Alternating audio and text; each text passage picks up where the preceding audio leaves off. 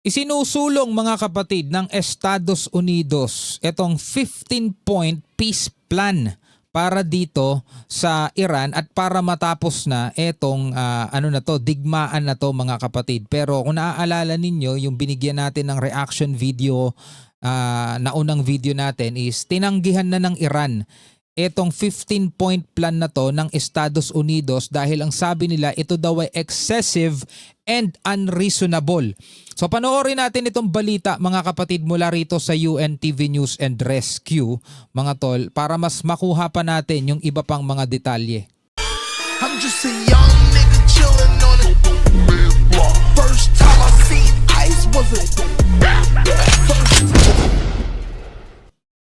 Naipadala na ng Estados Unidos sa Iran ang isang 15-point plan na naglalayong wakasan ng digmaan sa gitnang silangan. Ayon sa mga opisyal, ipinadaan ang proposal sa Pakistan na posibleng magsilbing mediator sa pagitan ng dalawang bansa. So ito yung pumapagitna ngayon no, dito sa pag-uusap ng Iran at saka ng Amerika. So confirmed mga kapatid na natanggap na ng Iran etong 15-point plan na to. Nabasa na nila, na-review na nila at para sa kanila ito daw ay excessive and unreasonable. So hindi sila pumapayag at hindi daw nila tatanggapin never etong 15-point plan na to. At naghain din sila mga kapatid ng sarili nilang counter proposal. No? Yan yung kasama dun sa video yung binigyan natin ng reaction nitong nakaraan. Bagamat hindi inilahad ang buong nilalaman ng naturang proposal, sinasabing bahagi ng plano ang isang 30-day ceasefire habang nagpapatuloy ang negosasyon. Kasama rin dito ang dismantling ng nuclear facilities ng Iran. Ito yung mga nakalagay do sa 15-point na ayaw tanggapin ng Iran. The dismantling of Iran's nuclear facilities in Natanz, Isfahan, and Fordow. And a permanent commitment from Iran to never develop nuclear weapons. Kailangan daw mag-commit ang Iran habang buhay, permanente na mag-commit ang Iran na hindi sila kailanman magde-develop ng nuclear weapons. Pagbabawal sa uranium enrichment at paglalagay ng mahigpit na monitoring ng International Atomic Energy Agency. Kabilang pa sa mga kondisyon ng pagbubukas muli ng Strait of Hormuz, paglilimita sa missile capabilities ng Iran at pagtigil sa suporta nito sa mga proxy groups sa rehiyon. Kapalit nito, iniaalok naman ng US ang pagtanggal ng sanctions at tulong sa civilian nuclear energy program ng Iran. Well, number 1, 2, and 3 is they can't have a nuclear weapon, and they're not going to have a nuclear weapon, and we're talking about that. And I don't want to say in advance, but they've agreed they will never have a nuclear weapon. They've agreed to that. Nananatiling positibo si Trump na posibleng magkasundo ang dalawang panig sa kabila ng mga nauna ng pagtanggi ng Iran na may nagaganap ng usapan sa pagitan ng Iran at Amerika. Taktika lang daw to ng Amerika, yun ang sinasabi ng Iran. At nagre-release din sila ng kanilang sariling video, nagre-release sila ng sarili nilang pahayag mga kapatid na hindi nga daw nila tatanggapin etong peace proposal ng Amerika. Well, tayo naman ay nakaantabay pa rin sa kung ano man ang kahihinatnan nito. Pero ayon sa secretary sa White House mga tol, is kapag hindi pa rin daw naunawaan ng Iran ang katotohanan, natalo na sila, is handa daw mga kapatid ang Amerika na i-unleash ang hell, sabing ganon. Malinaw yun mga tol sa inilabas na press conference dito sa White House. Ito, pakita ko sa inyo. Ito ay mula sa Reuters, issuing a stern warning to Tehran. Ito ay lumabas noong March 25, 2026. So kahapon lang to. Issuing a stern warning to Tehran, White House Press Secretary Caroline Leavitt said US President Donald Trump vowed, nangako, to hit harder and unleash hell if Iran does not accept defeat, mga kapatid, no? Iginiit ng US President na may mga pag-uusap ng nagaganap at handa ang Iran na makipagkasundo. Sinasabi ni Trump na handa daw ang Iran makipagkasundo. Pero iba ang sinasabi mismo ng IRGC, yung mga tagapagsalita nila. Kaya hindi rin natin malaman mga tol kung sino talaga dapat nating paniwalaan sa kanila. No? We're in negotiations right now. They're doing it along with Marco, JD. Baka merong isang negotiator pero hindi pa siya nakikipag-usap doon sa iba pa niyang mga kapwa officials. Pwede ba yun? Di ba? We have a number of people doing it, and the other side, I can tell you, they'd like to make a deal. Samantala, nagkaroon ng positibong reaksyon ng merkado sa balitang posibilidad ng kasunduan sa pagitan ng US at Iran. Nakita ang pagbaba ng presyo ng langis habang tumaas ang global stocks na Diba? Ang bilis ng pagbabago no? Doon sa mga balitang yun eh. mga senyales ng pag-asa ng mga investor na magwawakas na ang digmaan.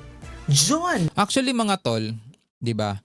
Sa ngayon ay kumbaga parang bulag pa tayo lahat, hindi natin alam kung ano mangyayari sa hinaharap, pero kapwa may bantaan pa rin. Hindi pa rin nawawala mga tol yung threat na posibleng natapos, sana nga matapos, o posibleng mas lalo pang lumala at mas lalo pang kumbaga maging mahirap para sa lahat mga tol. Lalo na ngayon yung nangyayari ngayon, 'di ba? Pataas ng pataas ang presyo ng langis. Dito pa lang sa announcement ni Trump na nagkakaroon ng pag-uusap, nagkaroon na agad ng positibong reaksyon sa merkado. Bahagyang bumaba ang presyo ng langis. Nagkaroon daw ng stock. Pero kapag hindi talaga sila nagkasundo at natapos na yung 5-day period na sinasabi ng Amerika at wala talagang nangyari, 'di ba? Sabing ganun ni Trump, ready na daw siyang i-unleash ang hell. So anong susunod na mangyayari niyan mga tol? Mukhang talagang mararamdaman ng buong mundo itong hell na to, no? Pwede kayong magbigay ng komentaryo sa ibaba mga kapatid. Iran meron daw regalo sa Amerika. Ayon mismo yan kay Donald Trump mga tol. Pag-usapan natin to. Ayon kay Trump mga kapatid ay umuusad na daw ang negosasyon sa pagitan ng Amerika at ng Iran, which is alam naman natin sa mga nakaraang video na nating napanood is itinatanggihan ng Iran. Pero ito'y iginigiit pa rin ni US President Trump at ayon pa nga mismo kay Trump mga tol, meron daw binigay na malaking regalo ang Iran na hindi biro ang halaga at may kinalaman sa Strait of Hormuz mga tol. No? So panoorin natin itong balitang ito mula pa rin sa UNTV News mga kapatid. No? Tayo'y ulit magbibigay lamang ng reaksyon, komentaryo para maging updated tayo sa mga balita. No? At syempre para maging aware din tayo kung ano yung mga nangyayari ngayon. Panoorin natin to. We're actually talking to the right people, and they want to make a deal so badly. Gumugulong na ang negosasyon. Ito ang tiniyak ni US President Donald Trump kaugnay ng aniya ay pakikipag-usap sa Iran upang wakasan ang gulo sa gitnang silangan. Siyempre maraming umaasa at maraming nagsasabing sana nga totoo mga tol. Pero ito'y kinokontra ng Iran at sinasabi nilang hindi totoo yan. Diba? Totoo mga tol na may peace plan, 15-point plan ang Amerika at naipadala na daw yan sa Iran sa pamamagitan ng Pakistan na tumatayo bilang mediator. Pero sa nauna nating mga reaction video at sa mga balita is malinaw na yan ay hindi na tinanggihan, hindi tinanggap ng Iran. Sabi nga nila excessive and unreasonable daw etong peace proposal ng Amerika. No? At naghain sila ng kanilang sariling counter proposal mga tol. Pero dito sa sinasabi ni Donald Trump ngayon dito sa balitang ating pinapanood is umuusad daw ang negosasyon. So bahala na lang kayo mga tol kung ano yung gusto ninyong paniwalaan. Tayo naman is nanonood lang din ng balita at umaasa na sana nga isang araw is magkatotoong maging payapa na at bumalik na sa lahat sa dati, no? Actually, mataas na nga yung 57, 56 na presyo ng gasolina eh. Pero mas na-miss ko yun. Lalo na ngayon, mga tol, ang presyo ng gasolina ngayon. Yung unleaded, malapit na mag 100. Pero yung diesel, yun ang malaki talaga yung diesel. Tapos yung LPG, paubos na mga tol. Bagaman palaisipan pa rin kung sino ang katransaksyon ng Amerika sa sinasabi niyang productive talks. Kumpiyansa si Trump na tamang mga tao ang kanilang kausap. Katunayan aniya, isang big present ang ipinagkaloob ng Iranian representative sa Amerika. Oh, big present. Na hindi birong halaga ng salapi ang katumbas. May kinalaman aniya ito sa produksyon o supply ng langis at gas. And it was a very big present worth a tremendous amount of money. And I'm not going to tell you what that present is, but it was a very significant prize. No, it wasn't nuclear related. It was oil and gas related. And it was a very nice thing they did. But what it showed me is that we're dealing with the right people. Eto mga kapatid dito sa nangyayaring gerang to, no? Nangyayari ngayon yung nararamdaman natin, bagamat malayo tayo sa kanila, nararamdaman natin. Dahil ang Iran, mga kapatid, is parang hawak nila itong isa sa pinakamahalagang kayamanan din ng mundo. Itong langis. Na kahit na sinasabi ng Amerika na na-destroy na daw nila 100% military capability ng Iran, wala na daw silang mga leader, wala na yung mga general.